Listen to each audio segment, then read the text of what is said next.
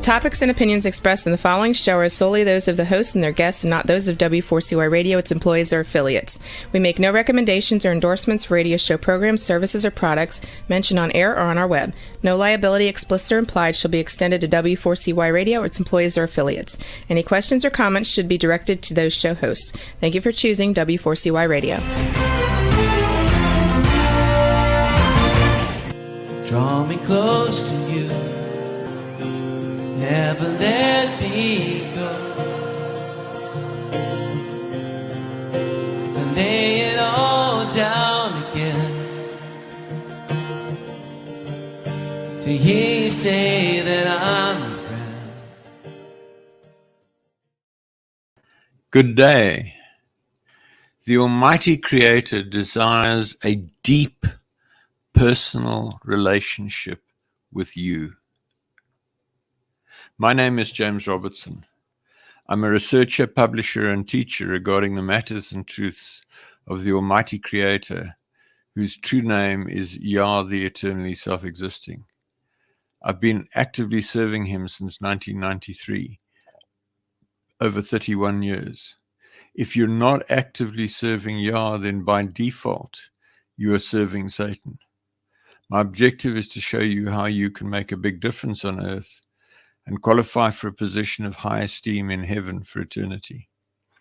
It is important to understand that as a believer, just being good is not the point. It is relationship with Yah that counts. Without this, you will be in a very unpleasant place in heaven with no way out. My aim is to show you how to get close to Father. If you're a good person without a clear relationship with Yah, then you're in a spiritual no man's land and will not enter heaven when you die. The Creator has said regarding unbelievers, why would I want someone to spend eternity with me when they do not believe I exist? Yah is calling everybody on the planet to be involved and serve him and help him to have victory over Satan. My goal is to show you how to do this. Fundamentally, we each need to learn to see things on earth from Yah's perspective. My aim is to teach you how. Please visit my website at www.endtimeissueministries.org. That's endtimeissueministries, one word, .org. Or email me on James, James, at endtimeissueministries.org. Today we're going to talk about Where Will You Spend Eternity, Part 13. Overview of today's broadcast. We're continuing to look at what is required in order to qualify to sit on a high throne for eternity. We'll continue to look at the subject of towards the judgment seat and throne. We will then consider the cup of Yahooshua. 99 out of 100 are lost. Will you seek to love and save the lost? We will then look at the demographics of the kingdom as at the 25th of December 2015, and close with an important update, April 2024. Finally, we'll look at the state of your relationship with the Almighty Creator. So this broadcast is based on the article 2024-0103, Where Will You Spend Eternity, with commentary on the Final Quest, 3rd edition, Part 13. The book was originally written in 2003, and it's been refreshed twice. We're continuing to look at towards the judgment seat and throne, and we're basing these comments on the book The Final Quest by Rick Joyner, where he reports a series of visions where he was taken into heaven. I believe that this book and these visions are amongst the most important items that we have accessible to believers in this age. So I'm quoting verbatim from that book and commenting on that. So on page 114, paragraph 5, that's referencing the version of the book that I read and mocked up, and that's available as a scanned set of images on my website. If you go to the ETI Bible version web page, and then under that you'll find the Final Quest, and under that you'll find the scanned copy of the book. And then on page 115, paragraph 1, Jonah reports, as I continued towards the judgment seat, I began to pass those who were of higher rank in the kingdom. Their glory was unspeakable, and their victory encouraged me that it was possible to stay on the path of life and to serve Yah in faithfulness. Those who stumbled in many different ways. Those who prevailed all did it the same way. They did not deviate from their devotion to the first and greatest commandment, loving the Almighty. By this their service was done unto him, not to men, not even for spiritual men. So we pick up where we left off after saying that truly this treasure, what we've just described, is a treasure that is worth seeking to obtain, a treasure that warrants the sacrifice of obedience and love in this life. The following passage from the final quest indicates that there are various levels of throne. Page 116, paragraph 1. Jonah reports, as I approached the judgment seat of the anointing of Yah, Christ, those in the highest ranks were also sitting on thrones that were all a part of his throne. Even the least of these thrones was more glorious than any earthly throne many times over. Some of these were rulers over cities on earth who would soon take their places. Others were rulers over the affairs of heaven, and others over the affairs of the physical creation, such as star systems and galaxies. However, it was apparent that those who were given authority over cities were esteemed above those who had been given authority over galaxies. The value of a single child surpassed that of a galaxy of stars, because the Holy Spirit dwelt in men, and Yah, the eternally self-existing, had chosen men as his eternal dwelling place. In the presence of his glory, the whole earth seemed as insignificant as a speck of dust, and yet it was so infinitely esteemed that the intention of the whole creation was upon it. So Jonah calls it the judgment seat of Christ. The correct translation of the word Christ is the anointing of the Spirit of Yah. So that's the Spirit of Yah in you as a believer that will judge you at the end of your life. The passage that I've just read indicates that the majority of people who have so far qualified to sit on high thrones for eternity do not conform to human perspectives of who would qualify. On 117.2, it is stated that it was both awesome and relieving to stand before the judgment seat, and that in the vision Jonah had passed the point, quote, past the point where I was concerned if the judgment was going to be good or bad. I just knew it would be right and that I could trust my judge. It speaks to us in this life as well. Are we willing to trust the Almighty to judge us in this life? You have a choice. You can not ask him, which is what just about everybody does, or you can ask him by praying the prayer that I've shared previously: judge me severely, correct me harshly, that I may serve you more perfectly.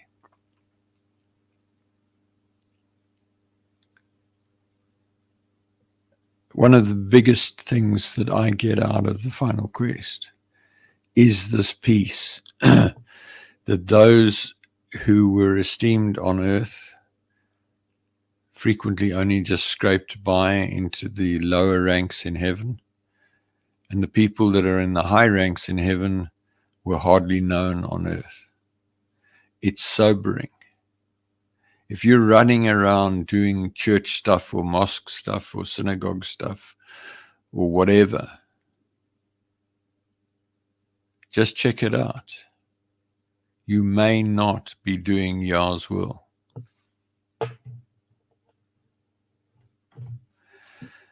Page 117, paragraph 3, quote, at one point Yeshua looked towards the galleries of thrones around him. Many were occupied, but many were empty. He then said, these thrones are for the overcomers who've served me faithfully in every generation. My Father and I prepared them before the foundation of the world. Are you worthy to sit on one of these? Joyner reports in page 117, paragraph 4, he reports that, quote, I looked at the thrones. I looked at those who were now seated. I could recognize some of the great heroes of the faith, but most of those seated I knew had not been well known on earth. Many I knew had been missionaries who had expended their lives in obscurity. They'd never cared to be remembered on earth, but wanted only to be remembered by him.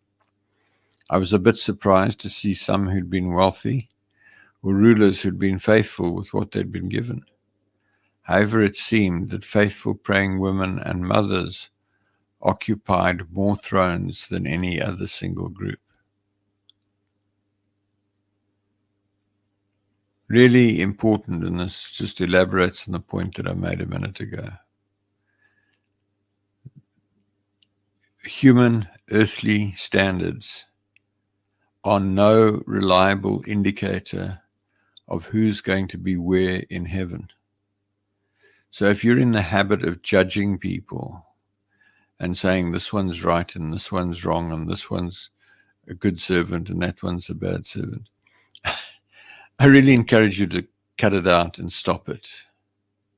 It's not serving you, and it's potentially going to come back and bite you badly. Coming back to what I just read, we see a high proportion of women, specifically on thrones. This is an important revelation. There's a widely held belief that the doctrine of women submitting to their husbands in some way makes them second-class citizens or is oppressive. And there have certainly been many men who have applied these doctrines oppressively and unjustly. However, this does not alter the basis on which a woman will be judged. Did she submit to her husband in everything? This vision of many women on thrones clearly nullifies beliefs that women are second-rate citizens. Taken together with Isaiah 4:1 cited previously, this can also be taken as an indication that the Almighty intends for there to be more women on thrones even after the final judgment. I wrote that, as I say, in 2003. Not totally sure that that last sentence is accurate. I think it's the way it's turned out, that for whatever reason, women are more faithful than men in serving Yah. Because we see in the people on the mountain, right back in the early sections of the Final Quest, more women. We see here, we saw on the lower levels of the mountain, more women. We see here on the thrones, more women. I've said it before and it bears repeating. If you are a man who looks down on women or treats women badly, I strongly suggest that you cut it out and turn over a new leaf and stop your nonsense, because it's going to get you into big trouble the day you stand before the judgment seat. It seems important that women understand this and that they do not sacrifice an opportunity to sit on a throne or enter heaven by getting into women's liberation, rebellion, and other prevalent modern sin, or by covenanting marrying with a man who's not as close to Father as they are, or worse still, is an unbeliever. This and other passages also suggest to me that a man needs the support of one or more wives who will underpin him and support him spiritually, particularly through intercession, and assist him to serve the Almighty faithfully. There's much that's not understood about these concepts in the present age, and much that is taught and practiced that is in opposition to them. I grew up in a family where my mother and my sisters were treated with utmost respect. My father was certainly not a chauvinist, and I grew up not as a chauvinist, as somebody who respected women, regarded women as equals, and didn't seek to dominate or suppress or whatever. And I've never understood how a man can treat a woman who is a beautiful creation badly. And I really, my whole being screams no when I read of some of the things that are happening in some of the parts of the world in terms of denying women education, forcing them into oppressive clothing, treating them badly, applying double standards to them. And it's being done by people who, in many cases, claim to be believers, and they're seriously deceived. So if you belong to one of these groups that looks down on women, for goodness sake, get out of it. Wake up. You could be in deep trouble when you die. In response to Yeshua's question to Jonah in 117.3 as to whether he, Jonah, was worthy to sit on a throne, Jonah acknowledges in 1181 that there was no way that I could answer yes to Yeshua's question. This is surely the only answer that any living human being can give. In 118.2, Yeshua asked Jonah, but do you want this seat? Do you want to sit on a throne with Yeshua for eternity? This is the essential question of this whole series. Do you want to sit on a throne with Yeshua for eternity? It's a question worth pondering. If you have never understood that there is a hierarchy in heaven, there are ranks in heaven, there are levels of esteem in heaven, ranging from the outer darkness, the trash heap of heaven, if you never had a relationship with Father, to a high, high throne next to Yeshua, if you're a friend of Yah, and anywhere in between.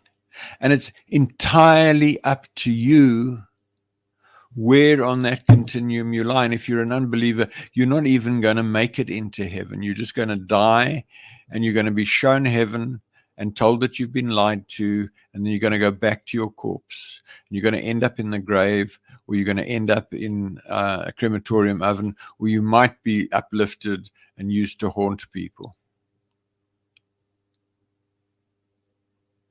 You've got a huge spectrum of choices, my friend.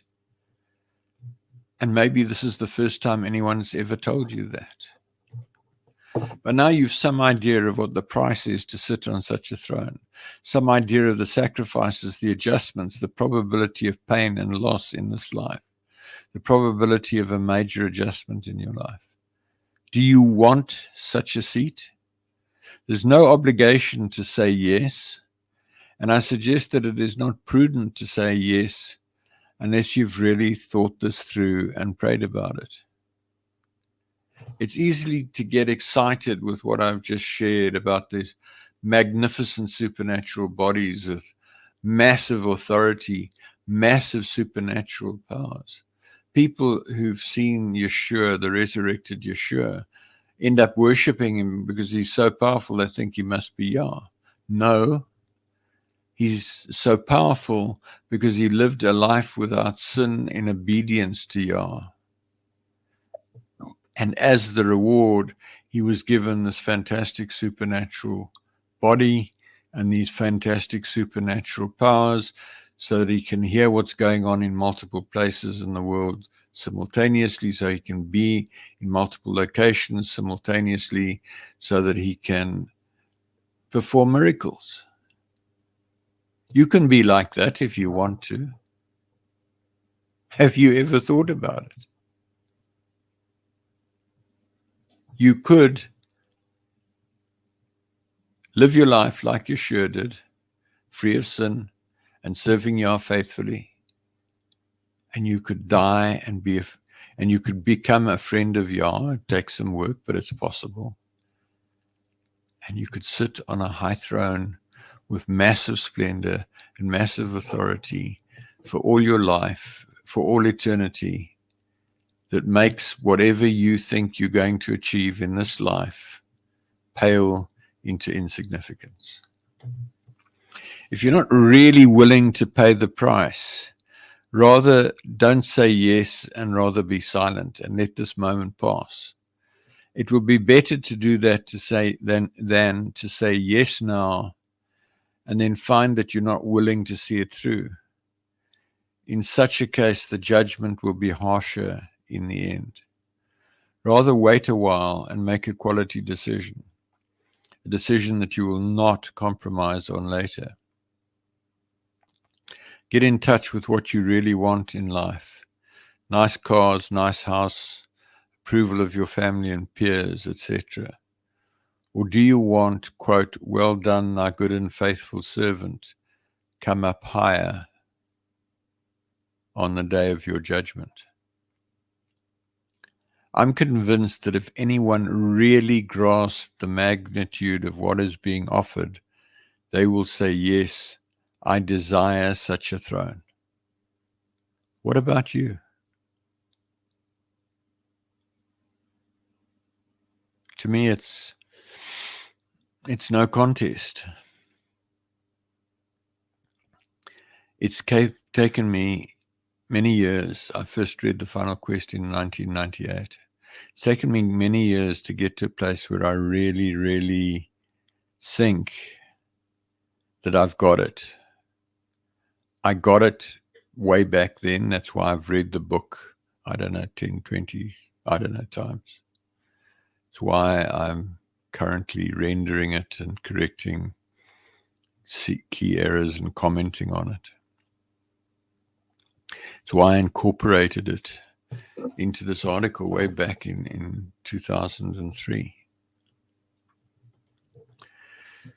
The following extract from The Final Quest gives some indication of what the Almighty might say to you if you say yes. On page 118, paragraph 3, Joiner replies, I do with all of my heart. On 118.4, Joiner reports, quote, Yahooshua then looked at the galleries and said, those empty seats could have been filled in any generation. I gave the invitation to sit here to everyone who's called on my name. They're still available. Now the last battle has come, and many who are last shall be first. These seats will be filled before the battle is over. Those who will sit here will be known by two things. They will wear the mantle of humility, and they will have my likeness. You now have the mantle. If you can keep it and do not lose it in the battle, when you return, you will also have my likeness. Then you will be worthy to sit with these, because I will have made you worthy. All authority and power has been given to me, and I alone can wield it. You will prevail, and you will be trusted with my authority, only when you have come to fully abide in me. Now turn and look at my household. This was originally given to Joiner in 1993, published, I think, in 1994. So 30 years ago. Since then, in 2003, Satan was sent to the pit for 1,000 years. The dispensation changed. We now live in a situation where the number of people serving Yah is rapidly reducing. And the big question is, will there be anybody left at the end of the millennium to call for Yahooshua to return, which requires that they're free of sin and in right standing with Yah? On page 118, paragraph 5, Joiner says, I turned and looked back in the direction I'd come from. From before his throne, I could see the entire room. The spectacle was beyond any comparison in its glory. Millions filled the ranks. Each individual in the lowest rank was more, page 119, paragraph 1, more awesome than an army and had more power. It was far beyond my capacity to absorb such a panorama of glory. Even so, I could see that only a very small portion of the great room was occupied. It's my understanding that this is still the case today, and it's my understanding that unless something radically changes, it will be the case at the end of the age. What has to change? A large number of people need to stop sinning, stop using the false names, stop worshiping Yahooshua, stop worshiping the Bible, and Serve Yah alone. Love Yah with all your heart, with all your mind, with all your soul, with all your strength. And if a significant number of people do that on earth, in this age, things will change. That's my goal. I ask you to enroll with me to help me. You don't have to tell me you're doing it. Just start praying along the lines of what I've set out on the website. So we move on. The next section, the cup. 99 out of 100 are lost. Will you seek to love and save the lost? Page 119, paragraph 2. I then looked back at Yahooshua and was astonished to see tears in his eyes. He'd wiped the tears away from every eye here except his own. As a tear ran down his cheek, he caught it in his hand and he then offered it to me. 119.3, quote, "This is my cup. Will you drink it with me?" Unquote. It seems to me that this is the same question that will be asked of every person who seeks to sit on a throne for eternity. Whether you find yourself called to reach millions, or whether you're called to reach a small number who will qualify for high thrones, and by so doing will acquire the power and authority on earth to radically change things, is partly up to you, and it's partly up to what Father has planned for you. And that's a function of what you've done up to this moment in time. The question you need to ask yourself is, am I prepared to make a difference? Am I prepared to do whatever Yah asks me to do, no matter how much of a challenge it is? It's not easy, but the reward is huge, and that makes it worthwhile. Page 119, paragraph 4, Joanna says, "There was no way that I could refuse him. As Yahooshua continued to look at me, I began to feel his great love. Even as foul as I was, he still loved me. As undeserving as I was, he wanted me to be close to him. Then he said," quote, on page 119, paragraph 5, "I love all of these with a love that you cannot now understand. I also love all who are supposed to be here but did not come. I've left the 99 to go after the one who is lost. My shepherds would not leave the one to go after the 99 who are still lost. I came to save the lost. Will you share my heart to go to save the lost? Will you help to fill this room? Will you help to fill these thrones and every other seat in this hall? Will you take up this quest to bring joy to heaven, to me and to my Father? This judgment is for my own household, and my own house is not full. The last battle will not be over until my house is full. Only then will it be time for us to redeem the earth and remove the evil from my creation. If you drink my cup, you will love the lost the way that I love them."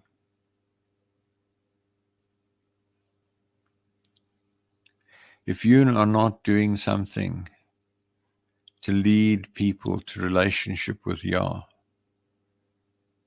being as I'm doing, encouraging people to seek to become friends and overcomers, or be it just to get people to believe at any basic level, understanding that just going out and having a so-called crusade and having an altar call and having tens or hundreds or thousands of people play some simple prayer of salvation and then going away and leaving them to figure it out for themselves, it's just populating the outer darkness.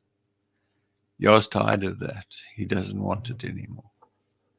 So 99% of all who should have been in heaven at the time that Jonah was there were not. That is a terrible statistic. As mentioned above, in the current age, the situation for the current generation is worse. On the 17th of January 2002, the writer was told by the Almighty that if the world was to be judged at that moment, only 30 million people of the entire world population on earth at that moment to qualify to enter heaven. On Passover 2004, 6th of April, the writer was told that this number had reduced to 3 million. There was a massive falling away around the turn of the millennium and into the first few years of the new calendar millennium, where the actual millennium was started in about May 2003. And it's just been plummeting. Very few young people are coming to belief, and the old guard are dying off just by natural attrition. So the question is, what are you going to do?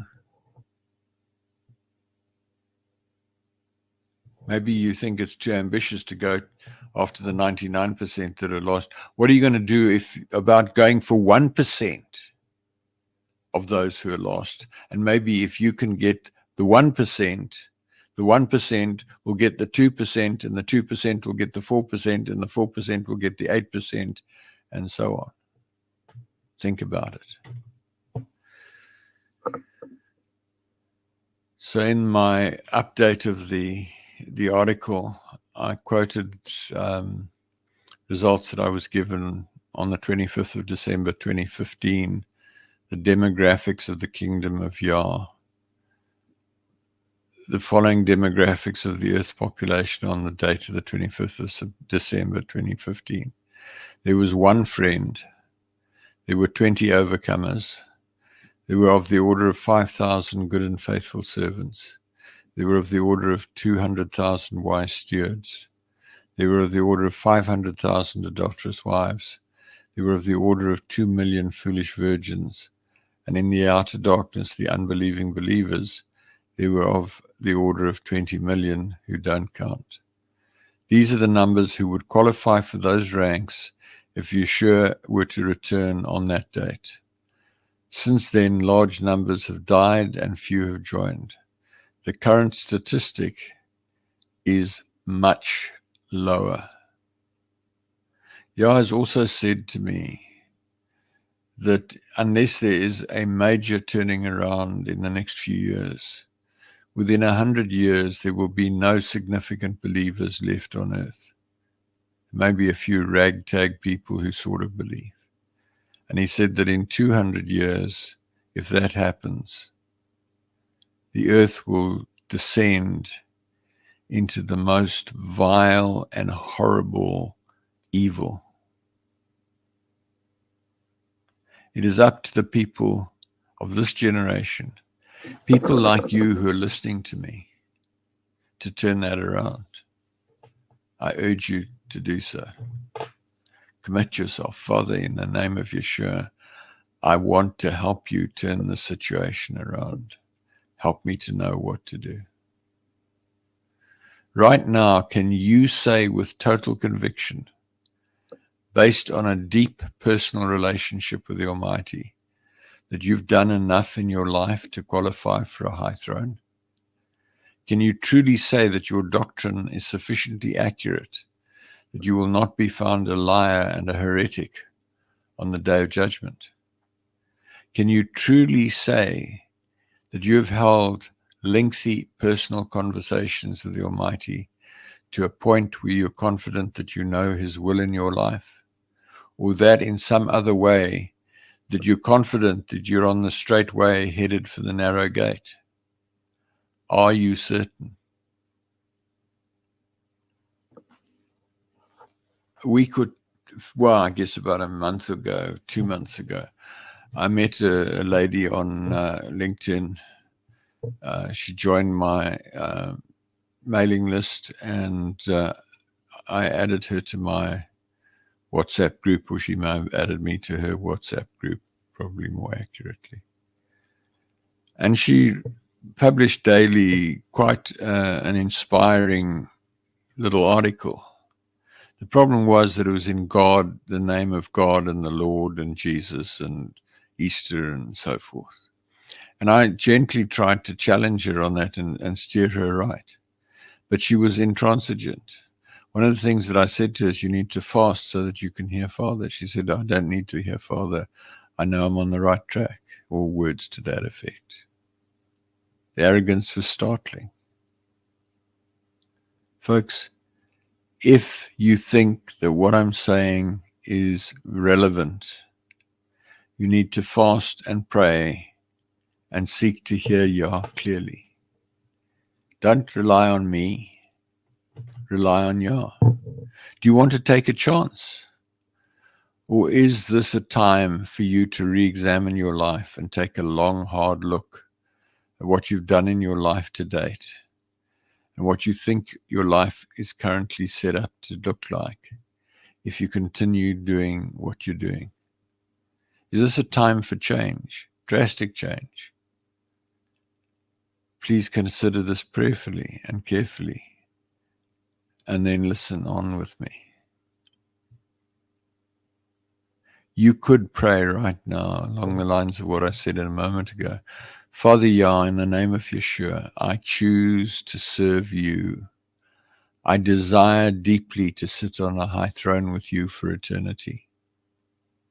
I ask you to show me what to do, what to read, what to worship, what to say, who to meet, what to read. Help me, Father, to change, to become the person you want me to be. Help me to qualify for that high throne. I desire a high throne. I desire to be your friend. I thank you that you want me to be your friend. I thank you that you will help me to get there. I thank you that you will bring the people you want into my life and take the people you don't want in my life out. I thank you that you will open the doors you want open in my life and close the doors you want closed. I desire to be your friend, and I commit right now to put in whatever it takes to get to be there. On page 119, paragraph 6, and page 120, paragraph 1, Joyner describes how Yeshua placed the tear in a plain cup and gave it to him, Joyner, to drink. Joyner describes how he erupted into tears, crying for the lost and for Yeshua and the Almighty. On page 120, paragraph 2, Joyner describes how he was then filled with the peace of Yah, Philippians 4:7, and the peace of Yah which passes all understanding shall keep your hearts and minds through the anointing which was upon Yeshua, typically translated as Christ Jesus. After this, Joyner experienced the glory of the Almighty and was filled with the urge to preach, to worship, and to breathe every breath for the good news of the kingdom of the Almighty. I shared an article yesterday, in fact. The actual letter that was written by Pontius Pilate, the Roman governor of Judea, to the Roman Emperor Julius Caesar concerning Yahshua. It validates what is written in the Bible. It goes into a bit more detail about the exceptional character and disposition of Yeshua. The key point is that it clearly evidences that Yeshua really did exist and really did what is attributed to him. At the end of reading that article, I erupted in tears, sobs, begging Father to help me to change things. That article is on the website. I encourage you to read it and do whatever you find to do after you've read it. An important update on April 2024. In April 2023, I published an article, 2023-0408. The Almighty Creator, Yah, is indifferent to unbelievers. There's a web page of that name. It is now my understanding that primarily Yah is looking to recruit existing believers to become overcomers and friends and grow in relationship with Him. He's lost interest in evangelism that fills the outer darkness. This must be seen in the context of Satan having been sent to the pit for 1,000 years on the 3rd of May 2003. See the article 2010-09-07b, Satan sentenced to 1,000 years in the pit on the 3rd of May 2003. Web page, Satan to the pit.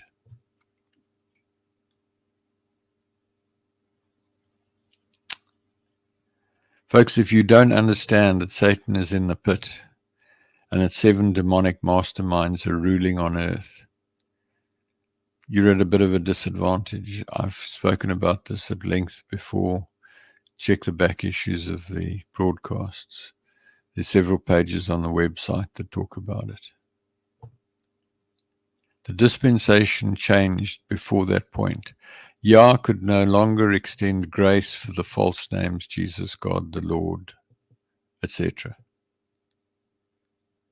If you pray to God and to the Lord and to Jesus now, you've got a problem. So this is going to be continued next week, and I encourage you to come back. Just hang on. I've got a few things I want to share with you. I want to ask you, what is the state of your relationship with the Almighty Creator? I'd like to ask you to critically examine where you are relative to Him. Do you talk to Him constantly throughout the day and allow Him to lead you in every possible way? Are you conscious of Him at all times? Do you worship Him at every opportunity? Do you count Him your friend? Have you clearly and unambiguously heard Him call you friend? If not, you're failing in your life purpose and you'll be bitterly disappointed when you die.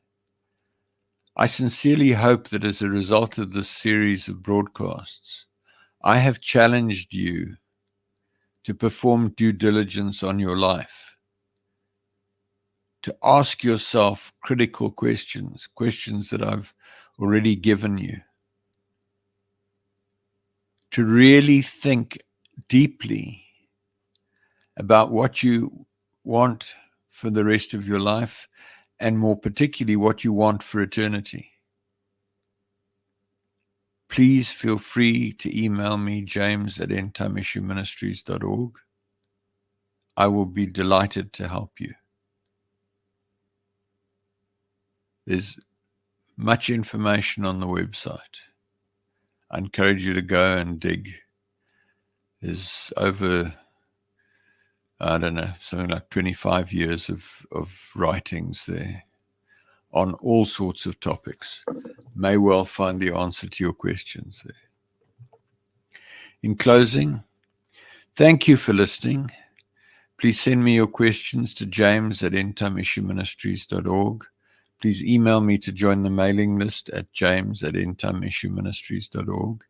If you desire to draw close to the Almighty, please let me know, and we can connect by Skype, Zoom, Teams, email, or telephone so that I can help you with your journey. I hope to connect with you again next week when I will continue to explore how to become a friend of the Creator. Work with me to make a way for Yeshua to return in victory at the end of the millennium and make his enemies his footstool. There's a fairly detailed article on this on the website. So, folks, it doesn't matter whether you are rich or poor, educated or uneducated, fat or thin, tall or short, African, Asian, Caucasian, European, Indian, whatever. It doesn't matter whether you're Hindu, Buddhist, Satanist, Christian, Muslim, Jewish, whatever. It doesn't matter. You can be the most evil Satanist on the planet today, Yah still wants you to be his friend. He will meet you wherever you are and take you by the hand and help you to get there, provided that you make a quality no going back decision and say to him, Father Yah, I commit to seeking to become your friend, and I ask you to help me to get there. And then do what you find to do. Continue to listen to these broadcasts, go on the website, find whatever you can. Folks, if you've been listening for a while, you're probably going to sign off now. If you're here for the first time or the first few times, there's some other information I'd like to share with you. To those who are dropping off, I want to say good night.